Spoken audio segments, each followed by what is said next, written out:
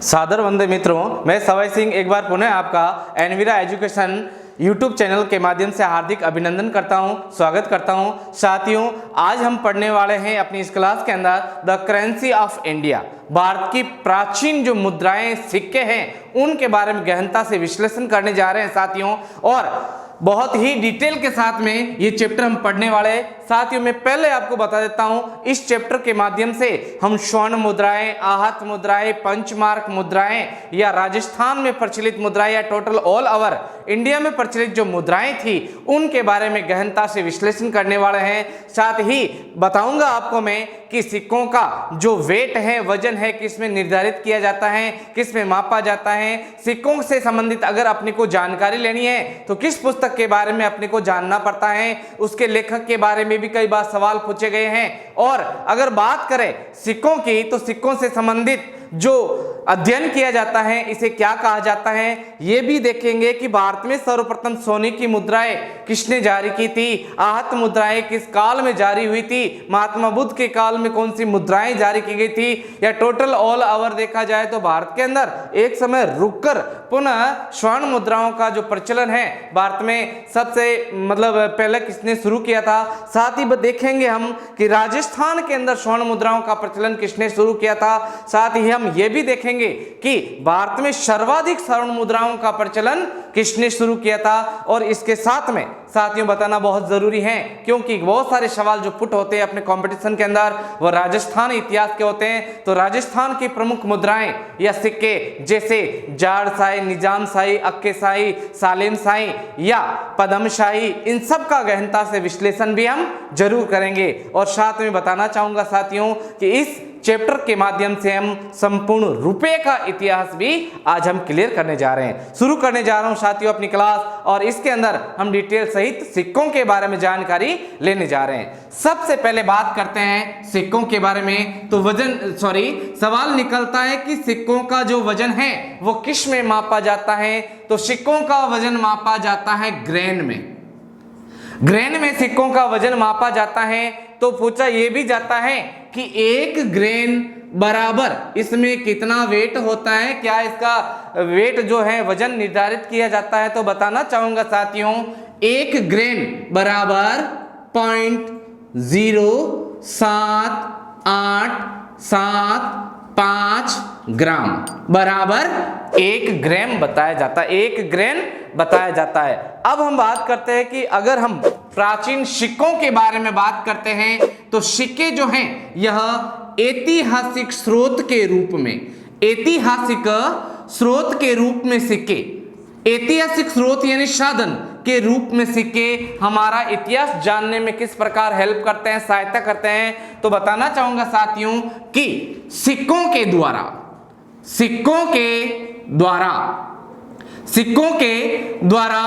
हम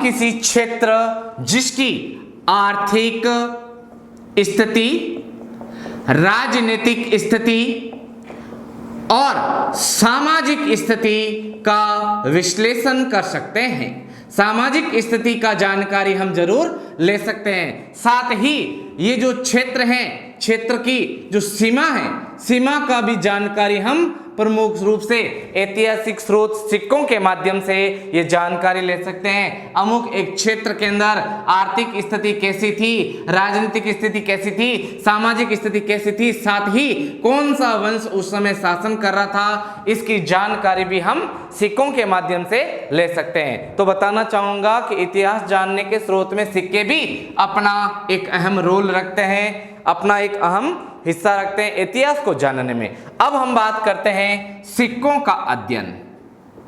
सिक्कों का अध्ययन क्या कहलाता है। अगर आर्कियोलॉजिस्ट सिक्कों का अध्ययन करता है तो इसे न्यूमिस्मैटिक्स के नाम से जाना जाता है। न्यूमिस्मेटिक्स के नाम से जाना जाता है सिक्कों का अध्ययन। बात करते हैं साथियों कि अगर सिक्कों से संबंधित अगर हमें जानकारी लेनी है तो वह कौन सा इतिहासकार था जिसने सिक्कों से संबंधित पुस्तक लिखी, तो इतिहासकार का नाम बताया जाता है William Wilfred. William Wilfred cab, ये पूरा नाम है इस इतिहासकार का, और जिसने सिक्कों से संबंधित पुस्तक लिखी उस पुस्तक का नाम भी साथियों कई बार पूछा जा सकता है। तो विलियम विल्फ्रेड केब ने जो पुस्तक लिखी है सिक्कों से संबंधित, उसका नाम बताया जाता है the currency of the Hindu state of Rajputana. The currency of the Hindu state of Rajputana. The currency of the Hindu state of Rajputana नामक पुस्तक में हमें सिक्कों से संबंधित जितने भी सिक्के, चाहे स्वर्ण मुद्रा हो, रजत मुद्रा हो, कर्जदार हो, दिनार हो, इन सब सिक्कों के माध्यम से हम सिक्कों का अध्ययन जान सकते हैं। किस पुस्तक के माध्यम से? The currency of the Hindu state of Rajasthan. और ये जो पुस्तक है इसका सवाल भी पूछा गया है। इस पुस्तक की रचना जो है ये की गई है 1893 ईस्वी में। 1893 ईस्वी में इस पुस्तक की रचना की गई। अब हम बात करते हैं साथियों कि प्राचीन भारत में सर्वप्रथम किस धातु की मुद्रा थी, उसे किस नाम से जाना जाता था, इसका दूसरा पहलू किस रूप में देखा जाता है, वो बात करते हैं। हेडिंग लगाते हैं आज की हम, भारत के प्राचीन सिक्के। भारत के प्राचीन सिक्के। अब भारत के प्राचीन जो सिक्के हैं इनमें सबसे पहले पढ़ने को मिलता है साथियों आहत या पंचमार्क मुद्राएं। आहत या पंचमार्क मुद्राएं। आहत या पंचमार्क मुद्राएं किसे कहा जाता है? ज्यादातर पंचमार्क या आहत मुद्राएं किस धातु की बनी होती थी? धातु से बनी सिक्कों का निर्माण किस सदी में शुरू हुआ था, ये भी हम बड़े पैमाने पर जांच कर लेंगे। तो देखने में मिलता है आहत या पंचमार्क जो मुद्राएं साथियों ज्यादातर जिस धातु से बनाई जाती थी उसे कहते हैं रजत बराबर चांदी। रजत कह सकते हो जिसे चांदी का नाम से भी जाना जाता है। चांदी के जो सिक्के बने उसे रूपक भी कहा जाता है। बात करते हैं आहत और पंचमार्क सिक्के। आहत और पंचमार्क सिक्के तो बताना चाहूंगा साथियों कि धातु जिसे ठप्पा मारकर, धातु का पलड़ा या धातु का जो रूप है इसे ठप्पा मारकर, धातु जिसे ठप्पा मारकर बनाए गए सिक्के, बनाए गए सिक्के बराबर आहत मुद्रा, इसे आहत मुद्रा के नाम से जाना जाता है। और बात करें अगर हम पंचमार्क की, तो पंचमार्क मुद्राएं, पंचमार्क मुद्राएं क्या होती हैं? पंचमार्क कहो या आहत मुद्रा कहो, दोनों एक ही रूप में देखने को मिलते हैं। ठप्पा मारकर जो मुद्राएं ढाली जाती थी उसे आहत मुद्रा के नाम से जाना जाता है। बात करते हैं पंचमार्क में सबसे ज्यादा जो चिन्ह अंकित किए जाते थे वो कौन कौन से पंच चिन्ह जो बताए जाते हैं? तो सबसे पहले पहाड़, फिर पेड़, एक पहाड़ हो गया, दूसरा पेड़ हो गया साथियों, तीसरा हाथी, चौथा अर्धचंद्र और सांड। तीसरा है हाथी, चौथा है अर्धचंद्र, अर्धचंद्र, और पांचवा बताया जाता है सांड। सांड जिसे वृषभ कहा जाता है। आदि चिन्हों को अंकित किया जाता था किसके ऊपर? आहत मुद्राओं के ऊपर। आहत या पंचमार्क मुद्राएं। साथियों बात करते हैं कि धातु जो हैं, धातु के सिक्के, धातु के जो सिक्के हैं सर्वप्रथम किन के काल में इनका प्रचलन शुरू हुआ था? तो धातु के जो सिक्के हैं इनमें महात्मा बुद्ध का समय, महात्मा बुद्ध के काल में प्रचलित। महात्मा बुद्ध के काल में ये धातु के सिक्के प्रचलित हुए थे। अगर साथियों महात्मा बुद्ध का समय भी पूछ लिया जाए, सवाल कहीं से भी अपने लिए खड़ा हो सकता है, तो समय बताया जाता है इनका 583 बिफोर क्राइस्ट से लगाकर 483 ईसा पूर्व तक इनका समय बताया जाता है। बीसी बिफोर कॉमन इरा या बिफोर क्राइस्ट या ईसा पूर्व के नाम से भी इसे जाना जाता है। तो साथियों हमने आहत या पंचमार्क मुद्राओं के बारे में जानकारी ली है। अब बात करते हैं आहत या पंचमार्क मुद्राएं अगर पूछ ली जाए कि ज्यादातर ये किस रूप में देखने को मिलती थी, धातु के रूप में, तो ज्यादातर आहत या पंचमार्क मुद्राएं जो होती थी यह चांदी के रूप में देखने को मिलती थी और इस कारण चांदी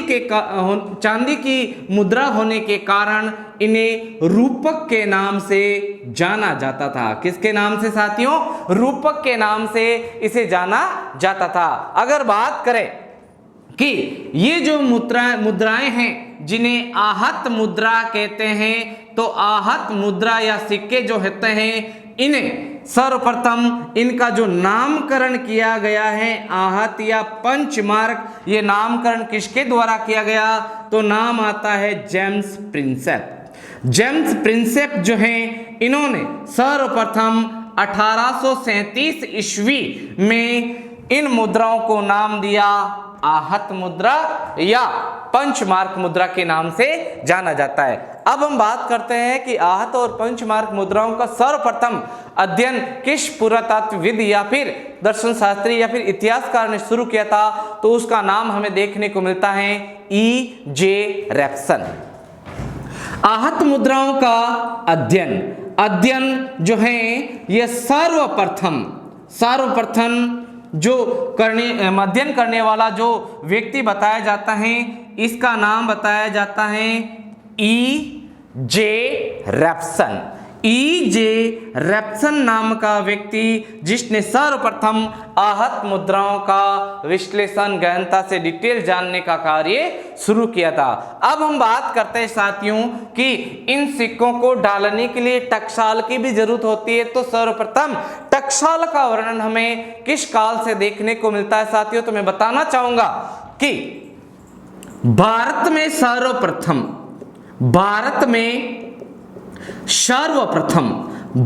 में सर्वप्रथम जो टकसाल है, टकसाल जहां पर सिक्कों को डाला जाता था वह टकसाल मौर्य काल की देन है। मौर्य काल में सर्वप्रथम टकसाल को लगाया गया। साथियों अगर मौर्य काल का सवाल पूछ लिया जाए आपसे तो मैं बताना चाहूंगा 323 ईसा पूर्व से लगाकर यह समय बताया जाता है 185 ईसा पूर्व तक बताया जाता है मौर्य काल का वर्णन।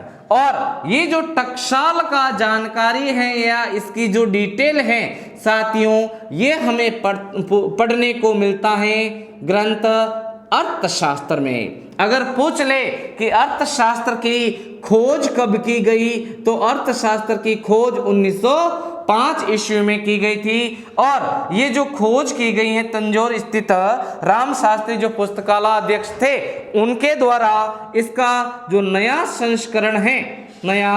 संस्करण जो पेश किया गया है, लोगों के सामने रखा गया, ये समय बताया जाता है 1909 ईस्वी में इसका संस्करण पेश किया गया था। तो सर्वप्रथम टकसाल का वर्णन हमें किस पुस्तक के अंदर जानने को मिलता है? तो नाम आता है आपके अर्थशास्त्र।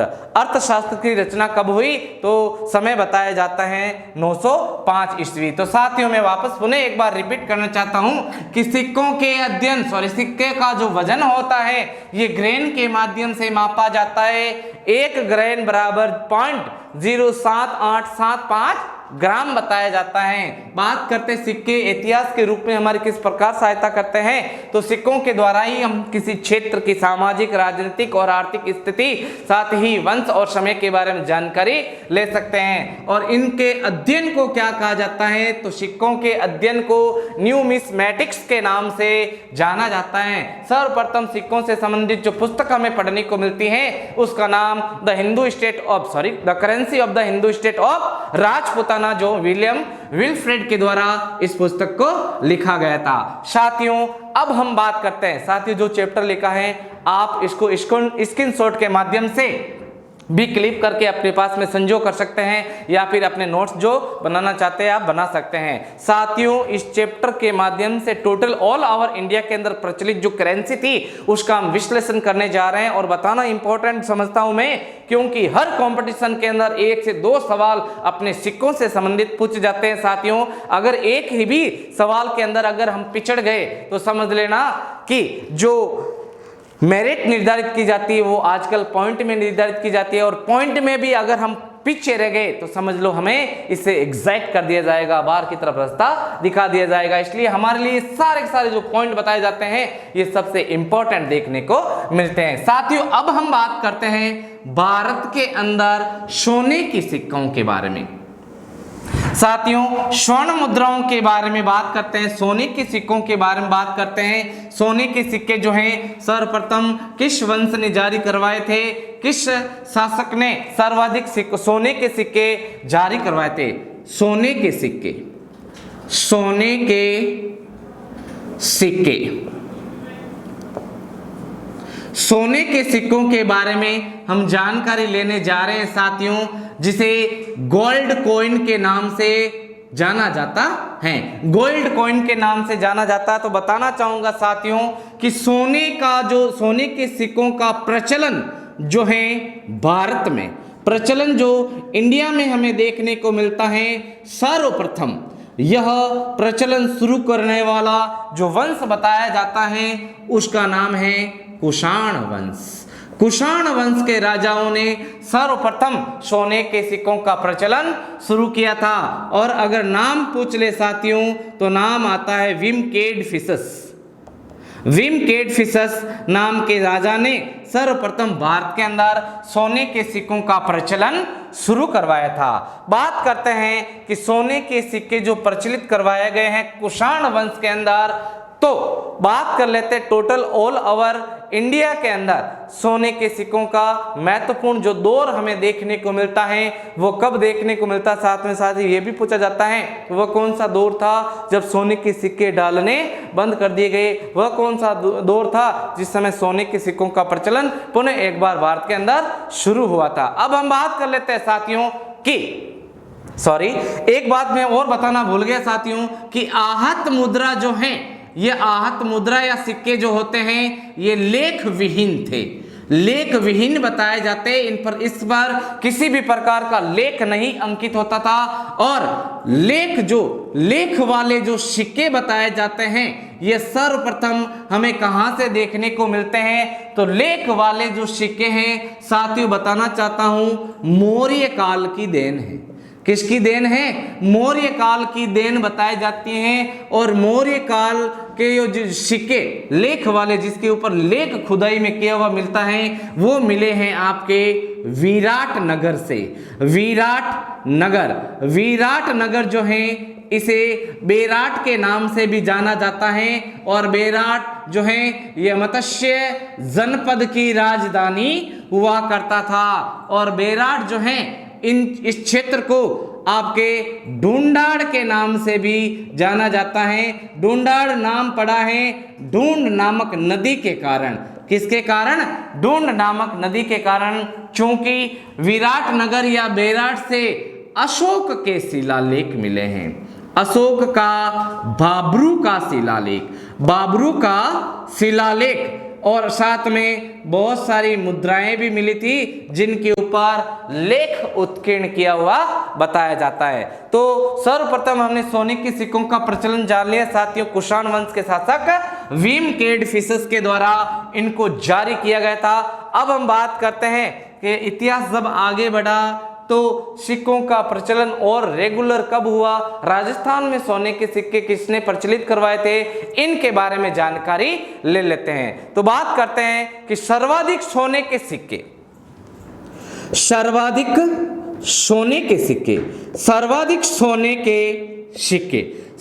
सोने के जो सिक्के हैं ये किस काल की देन है, किस वंश की देन है? तो साथियों नाम आता है गुप्त वंश। क्या नाम आता बताया जाता है आपके? गुप्त वंश की देन बताई जाती है। गुप्त वंश जो है इनमें इनका अगर समय पूछ लिया जाए साथियों तो 240 एडी यानी आफ्टर डेमोनिज से लगाकर 550 ईस्वी या आफ्टर डेमोनिज लिख सकते हो आप तक का समय बताया जाता है गुप्त काल का।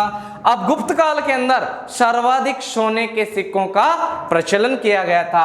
बात करें गुप्त काल की तो नाम आता है साथियों चंद्रगुप्त मौर्य। चंद्रगुप्त मौर्य चंद्रगुप्त प्रथम। चंद्रगुप्त प्रथम जो है इसने सर्वप्रथम राजा रानी के चित्रों से चित्रित राजा रानी के चित्रों से चित्रित सिक्कों का प्रचलन। राजा रानी के चित्रों से चित्रित सिक्कों का प्रचलन यानी एक पलड़ा राजा का, दूसरा पलड़ा रानी के चित्रों से शोभायमान जो सिक्कों का प्रचलन शुरू किया था वह चंद्रगुप्त प्रथम ने शुरू किया था। चंद्रगुप्त प्रथम का साथियों सवाल अगर इसके कार्यकाल का पूछ लिया जाए तो साथियों मैं जरूर बताना चाहूंगा इनका जो कार्यकाल हमें देखने को मिलता है 319 ईस्वी से लगाकर 335 ईस्वी इनका कार्यकाल देखने को मिलता है। अब हम बात करते हैं गुप्त काल में सर्वाधिक स्वर्ण मुद्राएं। गुप्त काल में सर्वाधिक जो हैं स्वर्ण मुद्राएं किसके काल में प्रचलित हुई थी इसके बारे में हम बात कर लेते हैं। गुप्त काल में स्वर्ण मुद्राएं जो हैं सर्वाधिक किसके शासन काल में प्रचलित हुई थी यह हम बात कर लेते हैं। तो साथियों अब हम बात करते हैं कि गुप्त काल के अंदर सर्वाधिक स्वर्ण मुद्राओं का प्रचलन किसने करवाया तो नाम आता है समुद्रगुप्त। साथियों और बताना चाहता हूं कि गुप्त काल का जो समय बताया जाता है भारतीय इतिहास में the golden time period of the Indian history, इसे भारत का स्वर्णिम युग के नाम से जाना जाता है। हर क्षेत्र के अंदर प्रसिद्धि पाई थी भारत के मतलब इन गुप्त शासकों ने।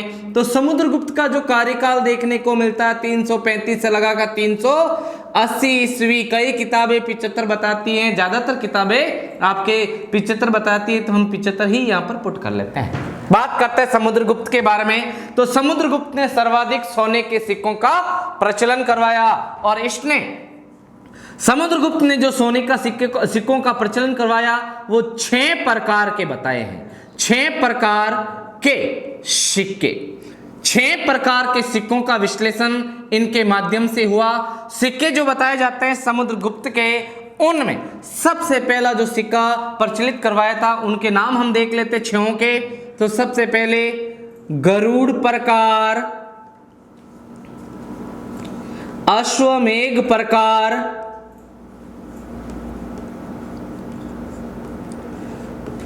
व्याघ्र हनंता प्रकार, हनन प्रकार,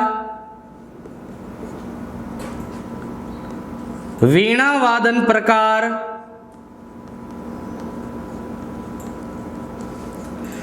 संयुक्त प्रकार और अंतिम रूप से धनुर्धर प्रकार आदि सिक्कों का प्रचलन समुद्रगुप्त ने शुरू करवाया था। अगर बात पूछ ली जाए साथियों कि गुप्त काल जो हम पढ़ रहे हैं, गुप्त काल जो है इनमें सर्वप्रथम चांदी के सिक्के, चांदी यानी रजत मुद्रा, चांदी के सिक्के जो हैं ये प्रचलित करवाने वाला था चंद्रगुप्त द्वितीय। बात करें कि गुप्त काल में सबसे ज्यादा मिलावटी सिक्के, सबसे ज्यादा मिलावटी सिक्के, ज्यादा मिलावटी सिक्के, सबसे ज्यादा मिलावटी जो सिक्के हैं ये साथियों देखने को मिलते हैं हमें स्कंदगुप्त के। स्कंदगुप्त के काल के जो सिक्के देखने को मिलते हैं सर्वाधिक मिलावटी मिलावटी सिक्के जारी किए गए थे। बात करते हैं साथियों, आगे बढ़ते हुए बात करते हैं कि गुप्त काल के बाद में हम देख लेते हैं राजस्थान के बारे में।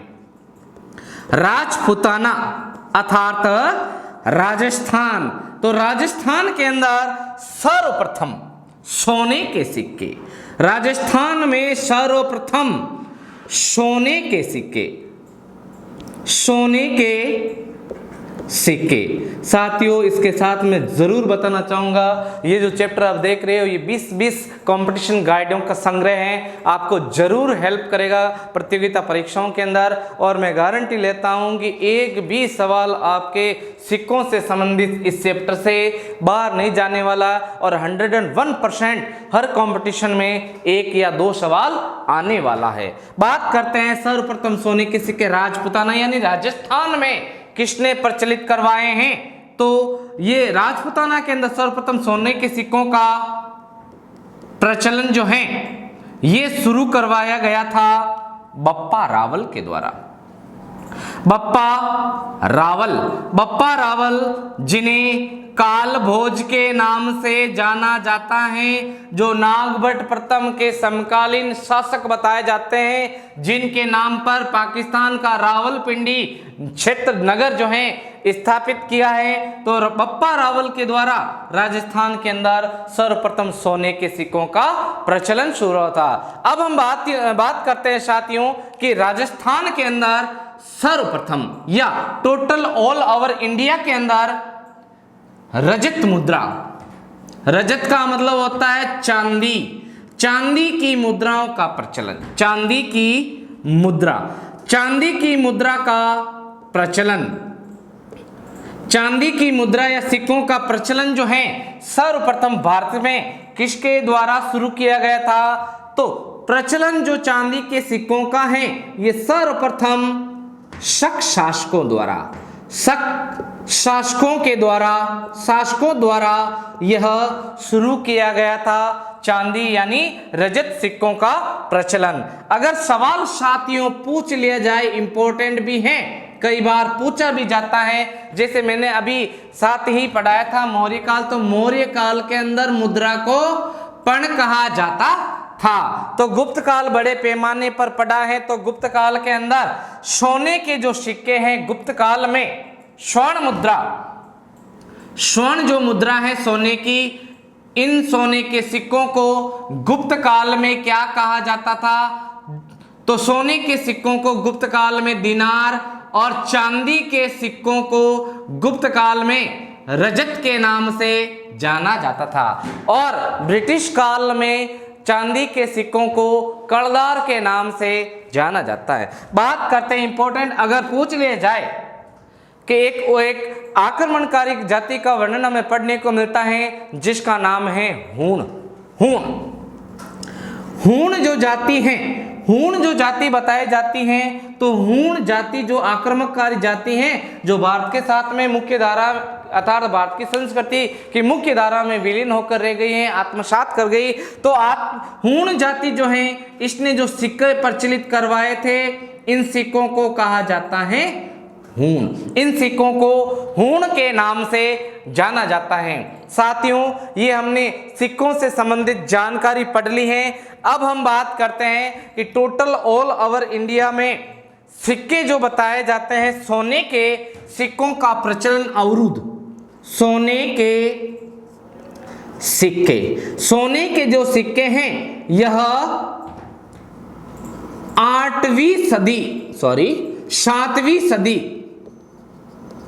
7वीं सदी जो है के पूर्व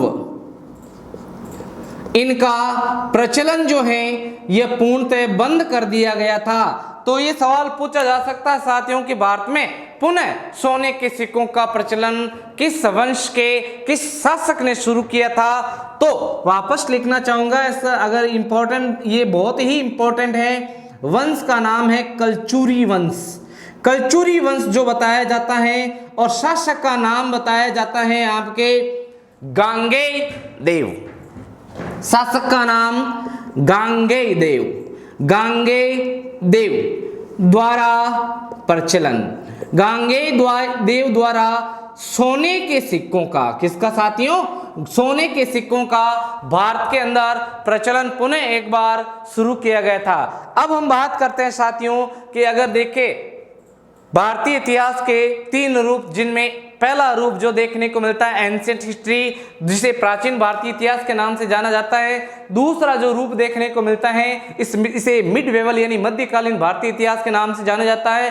तीसरा जो रूप है जिसे मॉडर्न हिस्ट्री यानी आधुनिक काल के नाम से जाना जाता है। तो प्राचीन भारतीय इतिहास का लेखा जोखा हमने कर लिया साथियों, लेकिन साथ में ये बताना चाहूंगा कि राजस्थान में जो ये सर्वप्रथम सोने के सिक्के भी जो मिले हैं, ये मिले हैं भरतपुर के बयाना से। भरतपुर के बयाना से सोने के सिक्के मिले हैं। साथ ही सिक्कों का जखीरा, अगर तांबे के सिक्कों की बात करें जिन्हें मुगल काल में फुलूस के नाम से जाना जाता था, ये सिक्कों का जखीरा मिला है रेड टोंक से। रेड टोंक से 3078 सिक्के मिले हैं आपके तांबे के बताए जाते हैं। साथियों अब हम बात करते हैं मध्यकाल की। मध्यकालीन भारतीय इतिहास में कौन कौन से सिक्कों का प्रचलन था मध्यकालीन, जिसमें सल्तनत काल और मुगल काल पढ़ने को मिलता है। मुगल काल में टोटल कितनी टकसाल बनवाई गई थी, टकसाल का अधिकारी क्या होता है, अकबर के द्वारा कितनी टकसालें बनवाई गई थी, और मुगल काल के अंदर और अन्य शासकों के द्वारा कौन कौन से सिक्कों का मतलब प्रचलन शुरू किया था। एग्जाम्पल के तौर पर आपके सामने रखने जा रहा हूं साथियों, जैसे संसब है, जीतल है, जलाली है, फुलूस है, ये आपके इलाई है। इन सब सिक्कों का प्रचलन आपके मुगल काल में शुरू हुआ था। साथ ही इस चैप्टर के माध्यम से साथियों हम राजस्थान के प्रमुख सिक्के पढ़ेंगे, जिसमें अक्खे शाही, निजाम शाही, जाट शाही, पदम शाही, स्वरूप शाही, इन सारे राम शाही, मदन शाही, इन सब सिक्कों के बारे में भी पढ़ेंगे। गदिया, फदिया, विजय शाही, स्वरूप शाही, इन सब सिक्कों के बारे में पढ़ेंगे। साथियों कई बार कंपटीशन या प्रतियोगिता परीक्षाओं के अंदर सवाल पूछा गया साथियों, मैंने पहले कमेंटमेंट कर ली है कि इस चैप्टर से सवाल एक भी आपके बाहर जाने वाला नहीं है। जरूर आपका 1 या आधा घंटा जरूर इस चैप्टर को देखने में लगेगा, लेकिन इसका फायदा आपको चहुमुखी जरूर मिलेगा। अब हम बात करते हैं मध्यकाल के जो सिक्के हैं उसके बारे में। तो साथियों इस चैप्टर के माध्यम से यानी भारत के प्राचीन सिक्के भाग 1 या पार्ट 1 में हमने प्राचीन भारतीय इतिहास के जितने भी सिक्के हैं इन सारे के बारे में जानकारी ली। कल हम जो पार्ट 2 लेकर आएंगे साथियों, इनमें मिडवेवल यानी मध्यकालीन भारतीय सिक्के और इसके साथ में रुपए का इतिहास, और इसके साथ में हम राजपुताना का इतिहास या राजपुताना के जो सिक्के हैं प्रचलित प्राचीन काल के, उनके बारे में भी हम गहनता से विश्लेषण करने वाले हैं। धन्यवाद।